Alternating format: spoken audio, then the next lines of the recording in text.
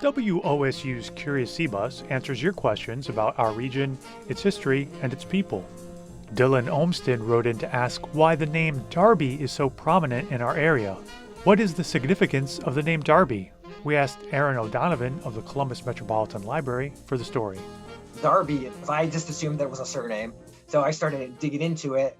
And the first reference I found of it was in 1905 with an article by Maria Martin, who suggests that the Darby name is Indian in origin. She said that the two Darby Creeks were named for an Indian, as well as the plains that were watered by them. But when I started digging into this quote a little bit more, there's no indication where she got this information from that it was Indian in origin. Darby doesn't sound like an Indian origin to me, so I started digging in a little bit more.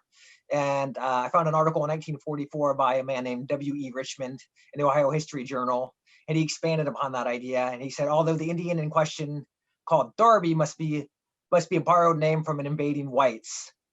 But again, there's no attribution of where he got this idea from. So that led me back to looking at maps. So what I did find is maps as far back as 1755 actually depicts the Darby Creek, but the creek is not named until 1806. So in 1806, John Mansfield named both the creeks, the Darby Creek and the Little Darby Creek, except he calls them Derby Creek, as in a derby hat. So I wanted to figure out what the origins of Derby and Darby were, and they come from the same root word. Derby and Darby are both English in origin. It's meaning actually deer village. If you're a surveyor at the time, if you're seeing, all these deer around this area, around this creek, and you're from England, and Darby in England means deer village, maybe there's a connection there. It was in 1820, Alexander Bourne and John Kilbourne, they call it Darby Creek. They spell it with the A.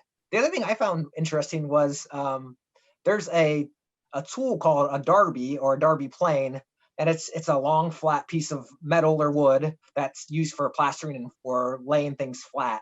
Darby Creek is known for being around plains. Plain City was actually going to be called Darbyville for a moment there, but they changed back to Plain City.